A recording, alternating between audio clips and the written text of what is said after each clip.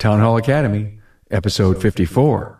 If nothing else, you should have some kind of a transitional call to action where you are getting a person's contact information, an email address, getting them to join a group or something like that.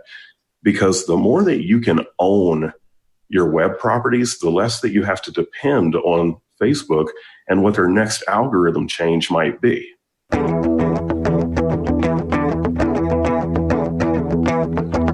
Welcome, automotive aftermarketers, to a Remarkable Results Radio Town Hall Academy.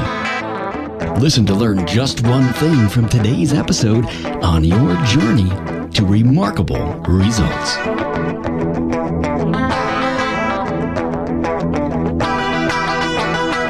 Welcome, automotive aftermarket professionals, to the Town Hall Academy, episode 54. You know, social media is an important customer outreach, but as Facebook has changed their approach and algorithm in early 2018, this episode will help you rethink and refocus, specifically your Facebook initiatives. Carm Capriotto here, thanking Jasper Engines and Transmissions for their support of the Town Hall Academy. Now, here's another reason to choose Jasper. It's their commitment to continuous improvement. Their investment in research and development, product updates, and remanufacturing processes means Jasper provides the perfect product.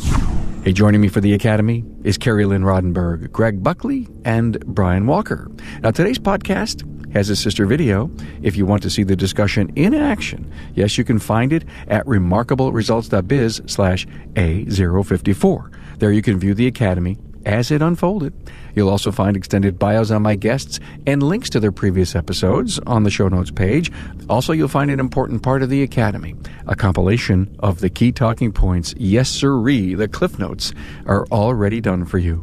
Hey, don't forget to download my listening app. Find the link at remarkableresults.biz/app. This is a great way to listen as you're mobile, on your smartphone or tablet. The app remembers where you left off, so you won't miss one great idea. Now listen to Carrie Lynn Rodenberg, owner of Turnkey Marketing, Greg Buckley, CEO of Buckley's Personalized Driver Care in Wilmington, Delaware, and Brian Walker, founder and CEO of Five Stones, a marketing agency in Hammond, Louisiana. Many great ideas surface here about your social media efforts, as in all Town Hall Academies. Now, listen to learn just one new thing and then implement it.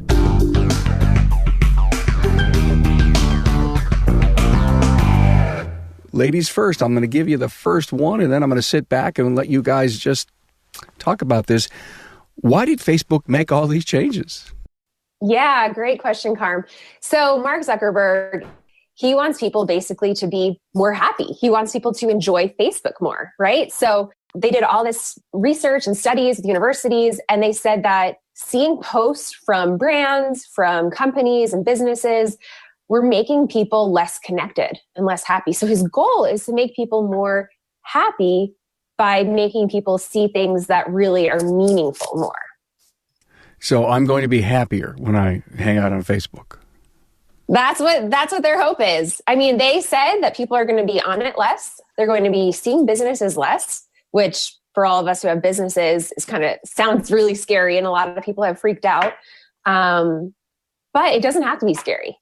It will change things. So that's why we're here. That's why we're here, Greg, right? We want to talk about how do we keep our businesses relevant in the world of the new Facebook algorithm. Well, I think what changes eyes, and Carrie's on point with a lot of things. When our feeds come through, there's a lot of things that affect what we see in our streams. It could be a keyword, an advertising that we clicked on, keywords we typed in, or what we searched for.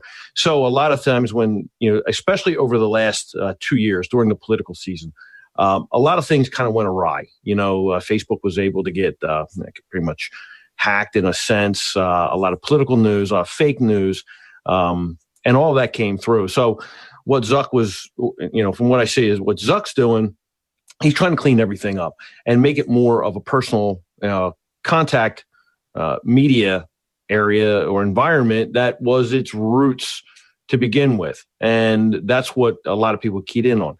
For a small business, my strategy going forward will be to put more emphasis on the personal side, bring the business over. I put it clearly. Look, I'm Greg Buckley of Buckley's Auto Care. Buckley's Auto Care is Greg Buckley. So you're not going to get away with it. If you're in your own community, You walk down the street, hey, there's Carm Capriato of Remarkable Results, and Remarkable Results is Carm Capriato. You won't get away with it. Same with Brian and same with Carrie, and any small business. So why fight that tide? You are who you are what it is, and it is you. So you can bring that over from your business to the personal. And as for the business page, I'm using it more as like a landing spot. Like I said, like the table is set. People want to bounce in and come down from the sky and look at me. Then I have what's there. I have the tech. I have the personality. I have what's happening in the shop. A little different dynamic, but actually, I think it's actually easier for a shop owner or small business to actually jump in and control both pages or both angles. So I think I do want to bounce out. I'm sorry, Carrie Lynn. I do want to bounce out on that sense of community, but I wanted to ask Brian and Carrie Lynn. You would know this because you guys are in this in a profession. Is this the first time Facebook has decided to say, hey, we're making some big changes, Brian?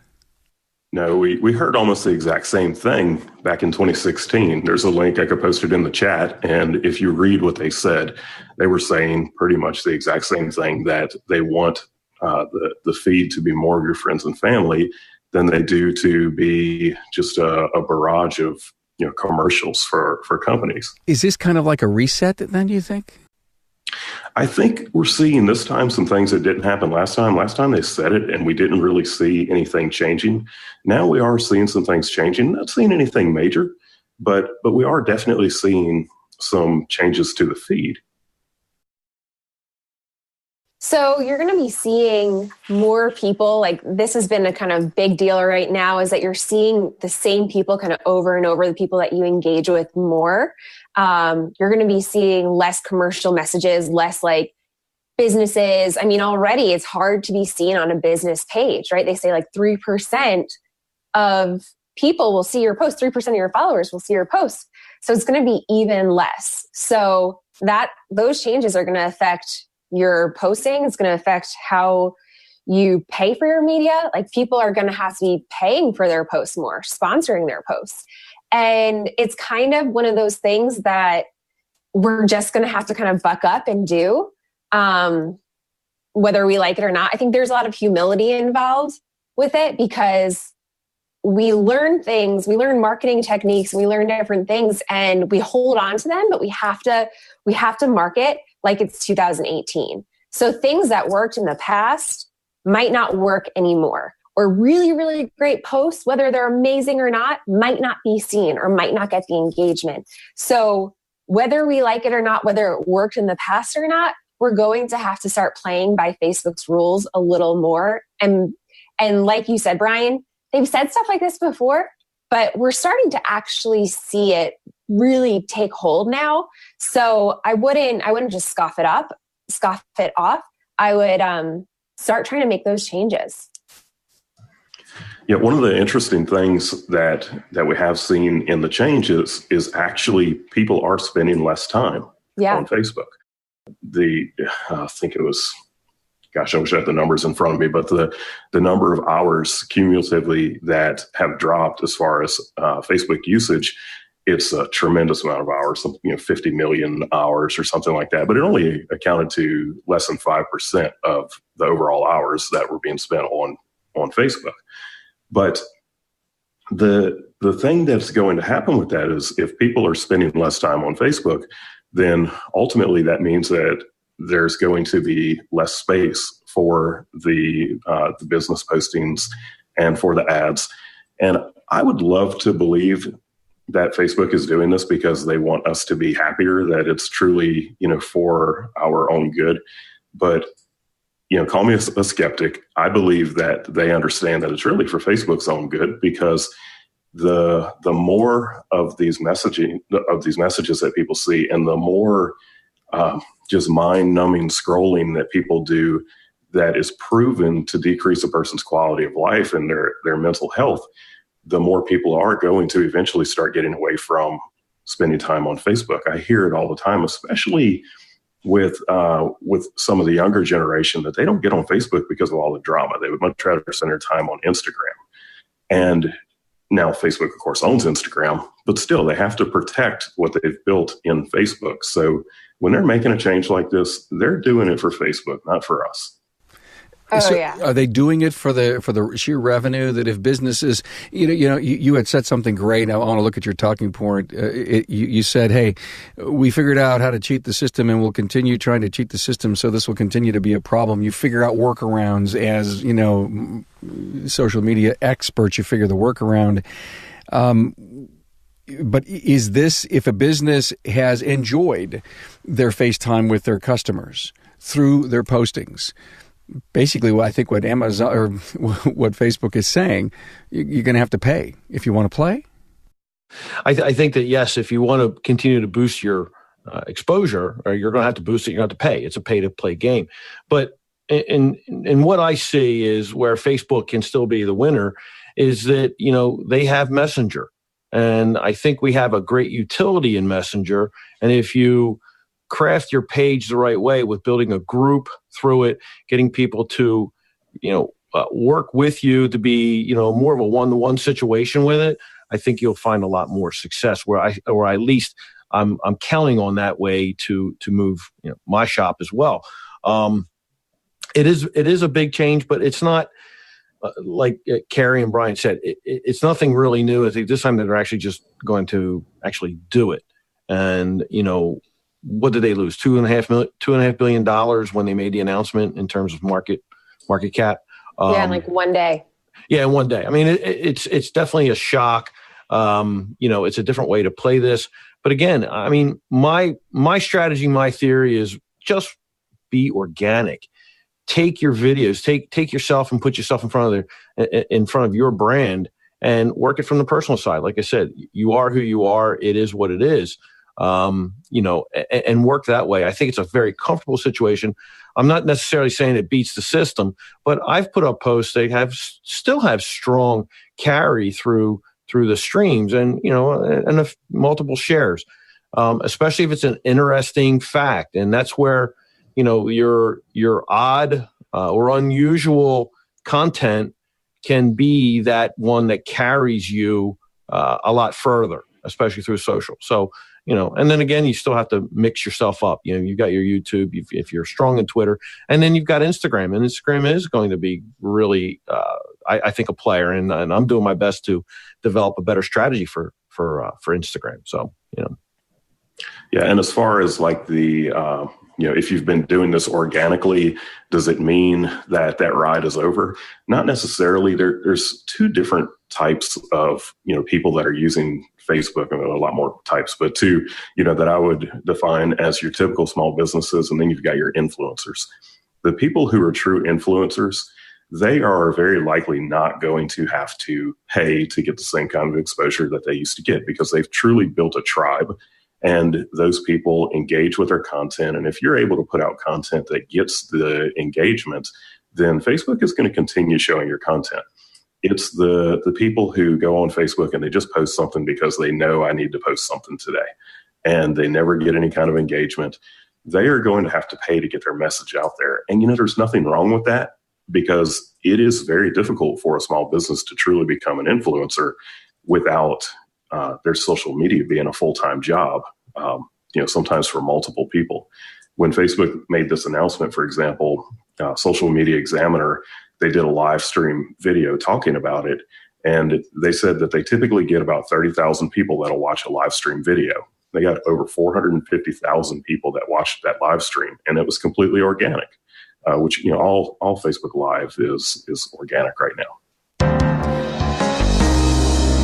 I'm with Ron Hagen of Westside Auto Pros. Hey, Ron, why purchase a Jasper engine for your customer's car? The main reason we use Jasper is they're known for quality, and we're known for quality. They line up with my company and my company's commitment to our customers. As a product, they're committed to me. Hey, Ron, are customers investing in their vehicle today? Absolutely.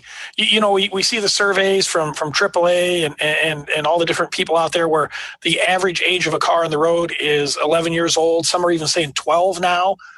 When you think about that, for every new car sold, that means there's a 22-year-old car being driven on a daily basis.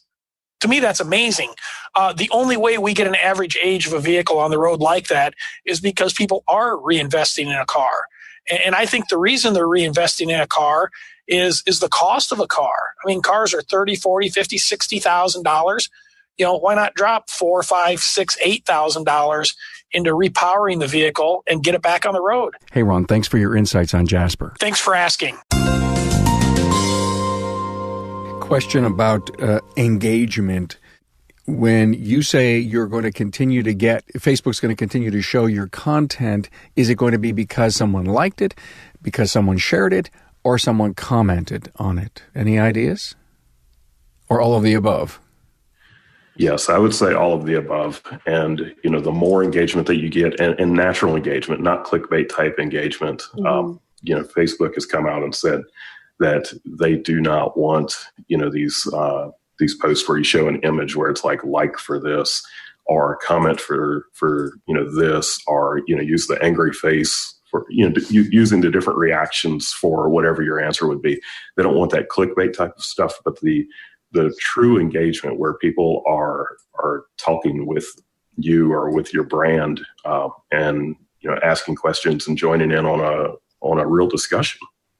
Yeah. Comments are going to be more heavily weighed, Facebook said, and longer comments. So not just saying like, yes, no, this year, that year, actually creating kind of a conversation. So things that are longer will be shared more, will be seen more than even a post that gets a lot of likes. I mean, of course, they have their algorithm. So of course it's going to be something that's liked more often is going to be shown more than something that's not liked at all. Right. But if you get these longer comments, that's really, really important to them. So it kind of reminds me of great questions. You ask open-ended or close-ended questions. And I guess you could write an open-ended comment in a post by trying to engage someone to reply to it without one single word, but something at length. And the longer the comment, the more organically it's going to continue to live in your stream. Yeah, I think we got to look at also. I mean, we can talk about clicks, likes, and all that stuff and all the posts, but if we're really want to work it, we got to bring. I mean, from a business standpoint, you're out marketing to bring people into your funnel to, convert. And when you convert, that's where you got to have the back end of Facebook. And this is why I mentioned before with Messenger and the development of chatbots. And all of those things that can bring a customer in or a client in down into your funnel and actually into the service bay. There's definitely strategy from getting them from your personal side, your personality, what you do, and then bringing them over to the page, making you attractive enough for them to look at your page in order to ask a question to start them to bring them down into and at your counter. It's not an easy thing. But I don't see there's anything stopping us. It's just a matter of where, and I have to say what I'm doing is just trying my best to be, as personal, as natural as possible on the personal side, and allowing that to say, hey, that looks like a trustworthy guy. Let me go check out his business page. Well, the business page is set, and I've got great content, technical, fun, staff members, whatever that case may be, enough for them to get a question in. And then they go ask a question or go to the website. So again, you're trying to bring them in everything that, you do from the personal side down to the business and into the funnel. You can pay that way, but I just don't think that as a small business person, you either got to do it yourself, like I said, be who you are, or have a heck of a staff, someone on your staff that really knows how to play this game and, do what they need to do to bring you clients. So, question to the team, personal versus business posting. I have a business page. I have a personal feed. Where should I be posting? You should be doing both. So personally, your profession, it's not who you are, but it is what you do. And there's a lot of influence that you have personally. Whenever I recommend someone, I'm out of the industry. Of course, I used to own my shop, but now the person who was my mentor when I first picked up a wrench, that is who I recommend people to. And I don't recommend people to go to Forbes Automotive. I recommend people to go see Shane. So, when I do that, he's got some personal influence. So, I do feel that personally, you don't want to go out there and make every post that you do about your professional life because your friends are just not going to be into that. But at the same time, to share what it is that you do and to share parts of your work life on your personal without it being promotional type stuff is a great way to let people know that, hey, this is what I do. This is my profession. And, I'm really good at it. So, you've got that personal side, and then the business side. Well, of course, you're going to do that. People expect that from a business. But you got to be smarter about those business posts. If not, they're not going to get any legs. Right. And, one of the things that I would encourage people to do now is to, Greg was talking about the funnel. People need to truly have a funnel. When they do something on social media, there should be a desired outcome from what it is that they're doing. At least their promotional posts. Not everything's going to be promotional. Of course, you've got your culture, type post and your conversational type post, but the promotional type stuff that you do, there should be a desired outcome. And if nothing else, you should have some kind of a transitional call to action where you are getting a person's contact information, an email address, getting them to join a group or something like that. Because the more that you can own your web properties, the less that you have to depend on Facebook and what their next algorithm change might be. Yeah, absolutely. It should kind of be like an offline, online, offline sort of thing, right? So people hear of you, maybe they come to the shop that's off Facebook. They connect with you on Facebook. It should take them back to you, but not necessarily dependent on Facebook. So like you said, Brian, you want to get that information. You want to give them things of value. Just asking them for their information, you have to exchange something. Like everything has a cost, right? So whether I don't mean like monetary costs, but I don't want to just give everyone my information because they asked for it. You have to have a reason. So if you're giving real value to people, then they're way more likely to actually give you their information. And I think that we're going to see a bigger dependence on email as these changes play out, because that's a direct inbox. You have control. And yes, not everyone opens all their emails. I don't open all my emails. You probably don't open all your emails. But I see that name over and over and over. So there's that branding, and I have the ability to click on it. It takes me less than a second to click on an email when I get it, when I need it. Will a prospect that you're trying to fill in your funnel from a shop owner's perspective give their email to a place they just don't hang out at or is not even sure they'll go to? If there's something valuable. And what would that be? Give me an idea, Brian or Carrie or Carrie Lynn or Greg. What would that piece of value be that a shop owner could give? There are, so many different things that you could do, like, having a downloadable checklist that somebody can use when they're going to, purchase a used car, just some things that they might look for, or, down to the basics of a coupon or membership in a rewards program that your shop offers. Any of those types of things are going to be a great way to get a email address. And to expand upon what we were saying, some of the most effective ways to get new clients right now would be, of course, doing Google ads or doing Facebook ads.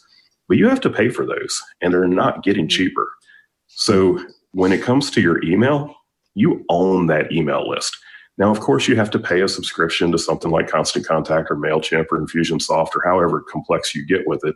But you own that email list, and it is a true asset to your company. Yeah. Whereas, Google ads and Facebook ads are not an asset. That's something where, you're having to spend money every time that you're acquiring a new client. But we know, from experience that, just retention marketing is so much easier than acquisition marketing and so much effective. So getting more out of your current customer base getting more out of your current tribe than trying to go out and acquire new clients is going to be a more effective way. And that's what you do with your owned, media assets.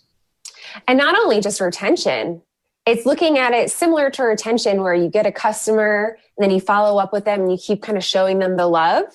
We need to do that with leads.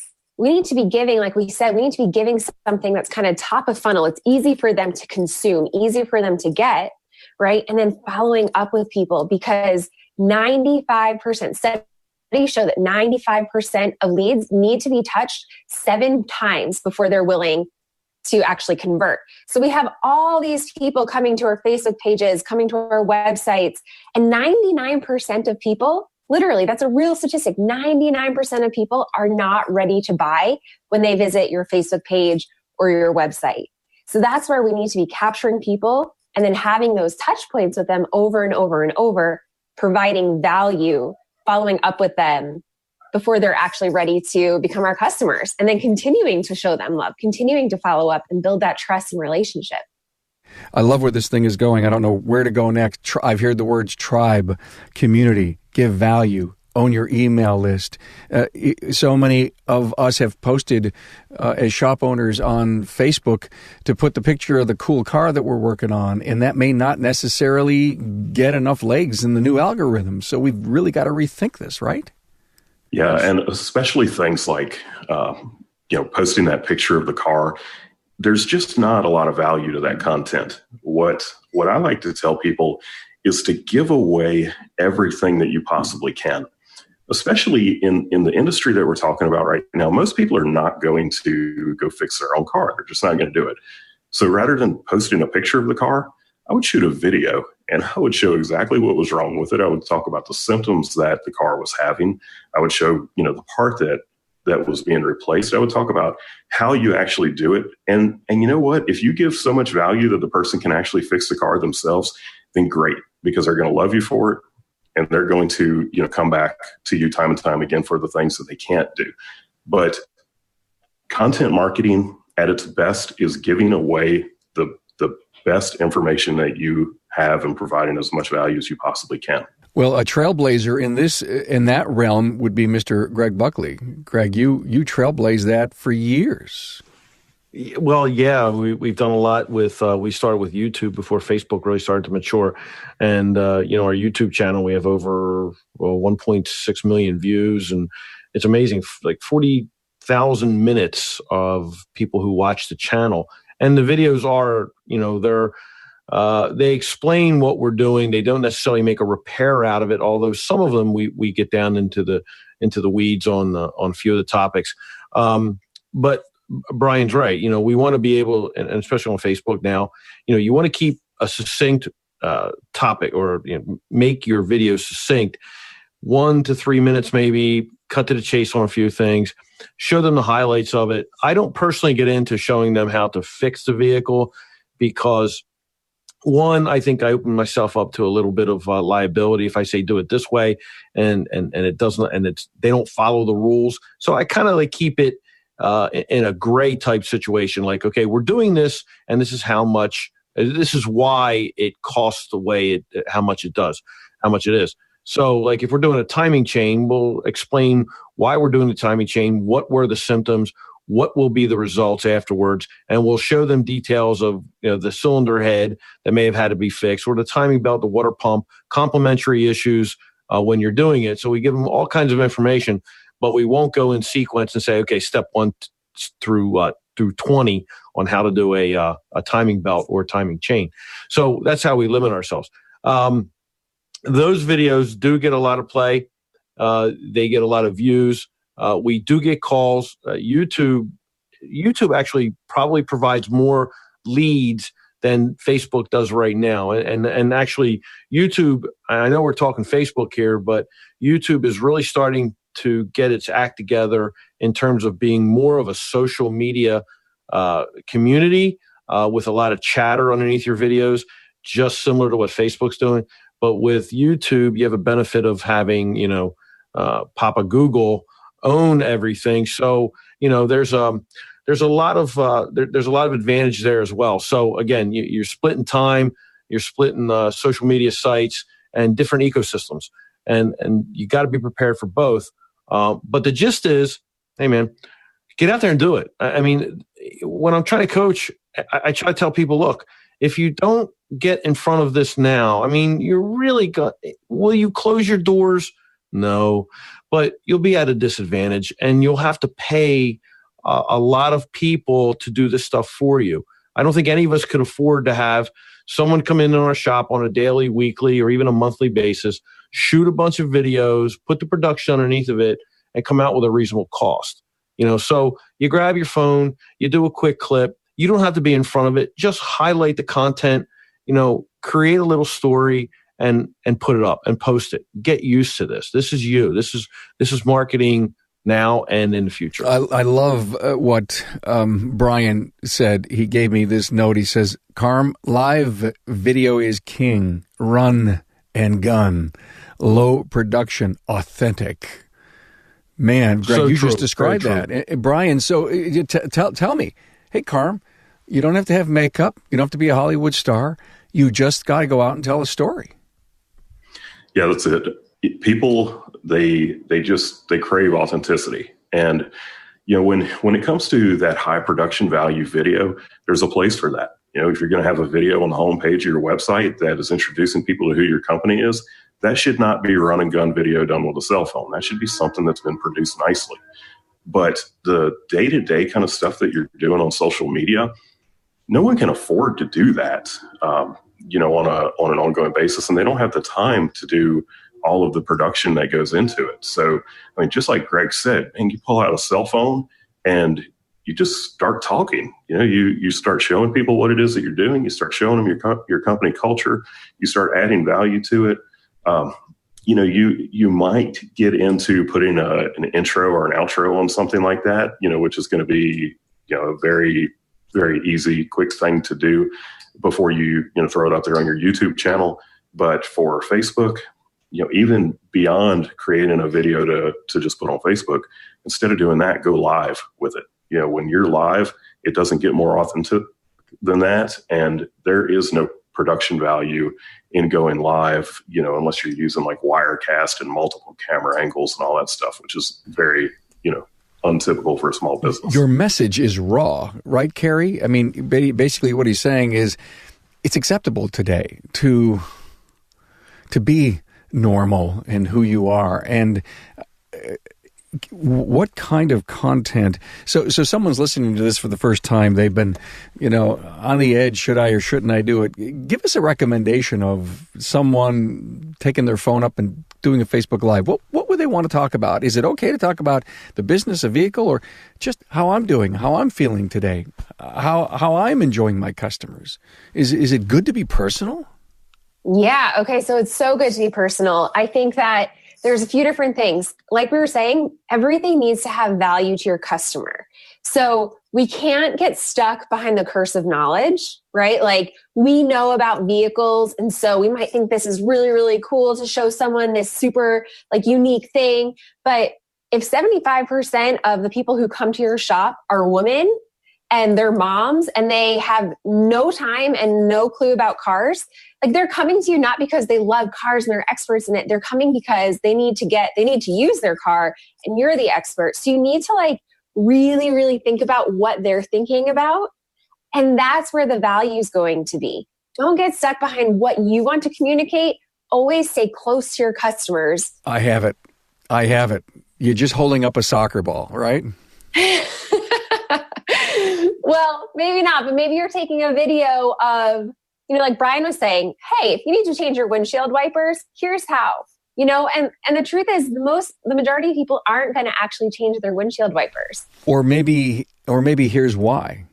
Or here's why. That's yeah. it. Answer the why. The why, but also you have to answer their real questions going on in their mind. So maybe one thing is, this isn't about fixing cars, but here's how to put in a baby seat, a carrier. I don't have kids, so a carrier, Definitely child car seats. Absolutely. Yeah. Well. So thinking about that, going outside of your expertise and thinking about what are they caring about, and marry that with what kind of area am I an expert in, and how can I bring value to people? I love it. Let me offer a suggestion to everyone who's listening who's never done Facebook Live. Here's what you do. You blame it on your wife, and here's my reason, okay? You know the rear wiper arm that, on many SUVs? She says, honey, the wiper doesn't work. There's no juice in it. And of course, a shop owner's like a shoemaker, doesn't repair his own car, doesn't repair their own shoes, right? So that's the very simple video is to get in the car, see that you can't see out of the back seat, see that the wiper doesn't work, and tell that story of, the wife finally got me to fix my own car. And, you got to be able to see out the back. You got a rear view mirror for a reason, and that's why there's a blade back there. I mean, there's the simple first ever, Facebook Live video for anyone who's never done it. It's a great story. It's a good why. Carm, that's a really, really good idea because, and this is what I think Greg does a lot of, is document, don't create, right? Document things that you're doing instead of sitting down thinking like, oh goodness, what do I have to write? Because I know that's a huge problem, right? People just don't know what to post on Facebook. They don't know the video to talk about. But document things that are going on. Hey, this is happening in my vehicle. Hey, this is happening in someone else's vehicle. Here's why it's dangerous. Here's how you can easily, fix it. Come in. It takes 10 minutes, or we can pick up your vehicle. It's not going to be a big deal. Document, don't create, and you're going to get stuck a lot less. It's kind of like you're right, Carrie. It's like my habit is more like a vlog than anything. And we've done things from, wiper blades. Actually, cleaning your wiper blades was the very first video that I've done, and it's so terrible that I still keep it up on YouTube just to go back and say, wow, I was pretty bad. But you learn from it. But we've done some of the experience I had renting a car. When I rented a car was last year or so to go to Boston. It was such a crazy experience and not a good one. But I was really horrified at the condition of the vehicle that was given to me to take on this trip. And I came back, I go, holy smokes. So I documented it. What took place? Well, it really went viral. And to the point where the rental car company got in contact with me and said, you know what, Mr. Buckley, we really apologize. They found it through Twitter. And I was comped the whole trip. I didn't have to pay a thing for it because of the condition of the vehicle. That's what you do. But your intention wasn't that. Your intention was to educate. Yeah. Let people know that, look, before you rent a car, do a walk around. Do 2 walk arounds. Look at the tires. Just turn the wheel. I said, turn the wheel to the left, turn the wheel to the right. Remember, it's your safety. And I explained that because of the history of rental car agencies, they don't have a great history of maintaining their vehicles the way that we would do our personal ones. They do slack a little bit on some of the things that are required. And so I highlighted these areas, and we got down to the fact where you could see the brake rotors and the scarring that was going on in there. You could see the belt shift on the tire, just little things that, they could relate to. I mean, you only got about 5 subjects: tires, brakes, batteries, antifreeze, and maybe wiper blades that a person would, a lay person would completely understand and get it. And you go, oh my gosh. So I highlighted those, and that's why it grabbed. I got commentary after that, and the viral activity was right there. So don't underestimate the value of getting your clients on video, because like when it's our job as business owners to create raving fans out of our clients. And, in my business, this was 2006, 2008 is when we closed our business. But in 2006, we were, our motto was that we're the Triangle's most female friendly shop. This was back in the days, right, when Ask Patty was getting started. And that didn't come up as something that we branded ourselves. It was something that our clients started telling us, is that, I love coming here because as a woman, I feel like I'm coming to a clean place and being treated right. I'm not being spoken down to. And we, our waiting area was like a living room. We had a massage chair. We would give a small glass of wine to someone while they were waiting. So things like this that just made absolute raving fans out of our clients. And Facebook was just, a couple years old at this point. We were barely using it personally then, but golly, what I would give to have my auto repair shop with the social media, that we have today to be able to do some of these things with. But, get your clients on video, live, talking about why they love you so much, because it's one thing for us to tell people how great, we are, but it's a completely different thing for your clients to tell people how great you are. Is to continue what Brian was saying. And I go back to the other functions of what Facebook will allow us to do. I mean, I've had episodes where I've done live video one-to-one with a client over their vehicle. So it's like a video text message. And we do that routinely through, other apps, iMessage being our most well-used one. But with Messenger, that utility portion of it is available. And I hate to go back to it, but I think as a value, we need to look at Facebook as an ecosystem and a platform with various ways to attract and retain our clients, from, the acquisition pieces where we're personalizing our business through a page, and also our personal side, to the utility side where we're actually communicating and we're doing business through there. So, I mean, there's a lot that's growing through Facebook, and we talk about their changes. I don't think they're necessarily bad. I actually think they're pretty good. But again, we really should, and I do preach this, is we need to learn the ecosystem of all these platforms. Facebook, iOS, you've got Google, those three big ones right there. That's how at least in my opinion, that's how we're going to be able to take it full advantage of what's there, and what they do with the information that we run through those platforms. That's where we have to decide, okay, well, what's our privacy issues, and what's our protocols on, how we do communicate and stuff like that. So, a little different, but when you talk Facebook, I don't think we can just say it's hey, put videos up, put pictures up, let's have a chat, let's do all that. I mean, where they're working, there's got to be some other way to monetize it for us as business owners. I believe the back end is where it's at. Here's my takeaway. Must make vlogs. Greg, you said that. The vlogs, an important part of your marketing efforts. Don't shy away from it. Insert it into what you do. Look for the opportunities to flip up that phone and go live or record a video.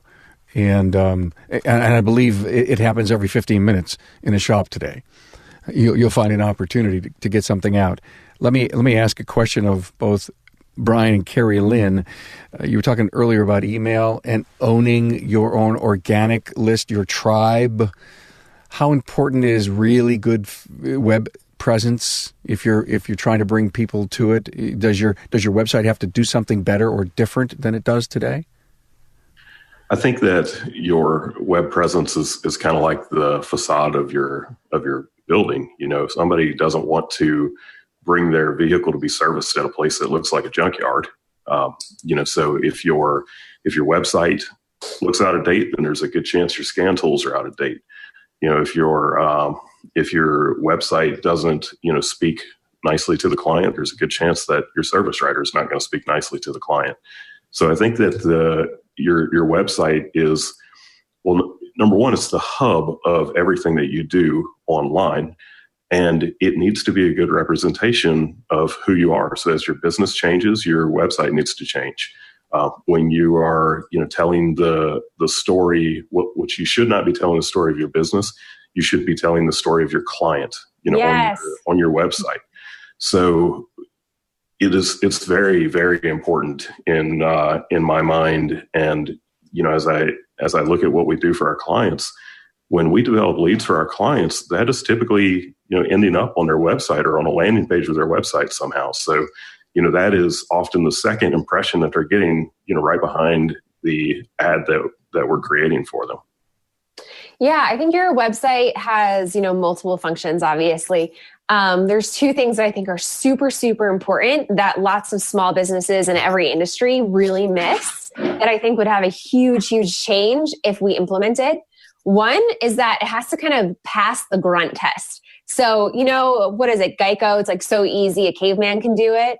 right? So your website has to kind of pass that test, like so easy a caveman can understand what you do, right? So if you confuse, you lose. If you confuse your customers, you're going to lose. We only have so much capacity up here, right? So don't confuse people.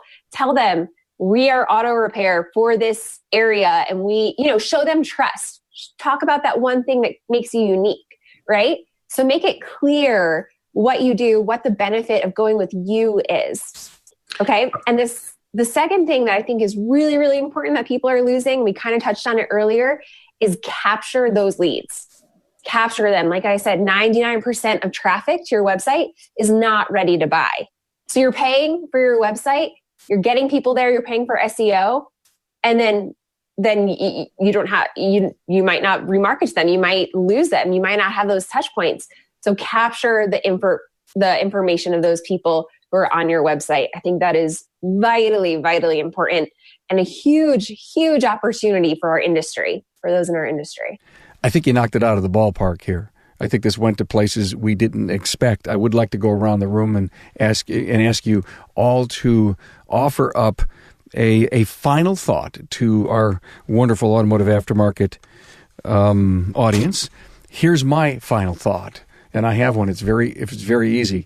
This may be, thank you, Mark Zuckerberg. This could be a very healthy opportunity for us to stop going our chaotic click bait post and whatever, and to dig down deep inside and think. I love the word organic. Get involved, build a community, build a tribe. It's all about our customer, and if all of that starts happening, we'll absolutely fall into play with what Mark Zuckerberg wants, I think. So that's my takeaway from this summary. Let me start. Ladies first. Carrie Lynn. I would say that let reality be your friend. If you see that, these changes are really having an effect on your business, make changes with it, right? If you're not getting people to convert as much, make changes, iterate, try new things. If, something's working, keep going with it. If it's not working, make a pivot. And the other really, really important thing that I'm super, super, jazzed about is know your customers, know them well, talk to them how they want to be talked to, talk to them about what matters to them. And that is how you'll get their attention. And you'll get kind of a foot in, and then continue to nurture those people, those customers, those leads that you have, nurture them, build trust, and give them value, real value based on what they care about. Wow, I loved that. Thank you. Yeah, you're welcome. Brian, I'll let you go next. Okay, I'm going to sneak in two things here. All right, number one, get out your wallet. Just pay Facebook. You can do some really amazing things with ads and with promoted posts. And the fact is that most small businesses are not going to have that engaged tribe that we talked about, engaged to the point where they're going to get the kind of response that they used to get from Facebook 4 or 5 years ago. It's just not going to happen. But if you get out your wallet and you pay the man, you learn how to target people, you learn how to create ads that speak to people, then you will have tremendous success. And that's going to lead me into the next thing, which I think from hearing Carrie Lynn talk, she's going to know where I'm going with this. But there's a book that everyone should read called Building a Story Brand. And yeah, Donald Miller. it is all about making your client the hero of the story. And you should not be presenting yourself as the hero of the story. You should be presenting yourself as the guide, making your client the hero, and speak to them and show them how they can have massive success while you walk beside them. I love it, Brian. Excellent. And before I give Greg the final comments, I one of the notes that I took, I learned so much from these. I'm a fiend note taker. And one of the things I wrote down was get out in front of your brand. And I think we talked about that, but I think that's an important piece. And if there's anyone that I know that does that better than anyone that I know, it would be our last commenter, Mr. Buckley. You're out in front of your brand, man. We could all take a lesson from you. I'll start off with EAGLES, Eagles. No, just. All right. Wow. You're going to start walking normal. You'll start walking normal now. Now you got that out of your system. I think it is important to get in front of your brand. And, both Brian and Carrie had some great stuff to talk about on what to do with Facebook. Yes, you can, like I said, get out your wallet. You can pay to play. There are advantages to it. You can learn to use it organically and do well with it. My biggest suggestion is to really learn the whole platform. If it's the only social media outlet that you want to be in, learn it and really use it. I think it is an advantage for small businesses to gain clients, to retain clients. I'm excited for what it can be and what it probably where it's going to go. But again, you have to take the time to learn how to use and extract its value, whether you pay for it or you don't. Either way, you need to do it. Take 15 minutes a day, take a half an hour a day, and just play. One of the things that I did early was I created a few pages and just made it my sandbox just to see what reactions would be, just to see how it would go. Would it track, just to do some oddball things. It doesn't hurt. No one had to, I didn't have to ask anybody to belong to it. All I did was just practice. And no one knew a thing. It's secret. So if you're not comfortable showing yourself on camera, it's a great way to see how to practice. And that's what a lot of people won't even do. They won't even take the time to practice. I highly recommend grab your phone, grab a video, do something, just do something. So, okay. Well, thank you. Carrie Lynn Rodenberg, owner of Turnkey Marketing. Appreciate you being here. Greg Buckley, CEO, Buckley's Personalized Driver Care, Wilmington, Delaware, and, an Eagles fan. And I'm happy for you, man. I really am. And Brian Walker. Thank you. Brian Walker, the founder and CEO of 5 Stones, a marketing agency out of Hammond, Louisiana. Hey, thanks for being here, you guys. Hey, thanks, Carm. Appreciate it. It was great. Yeah. Thank you so much. Yeah. Thank you. Thanks for being on board to listen and learn from the premier automotive aftermarket podcast. Until next time,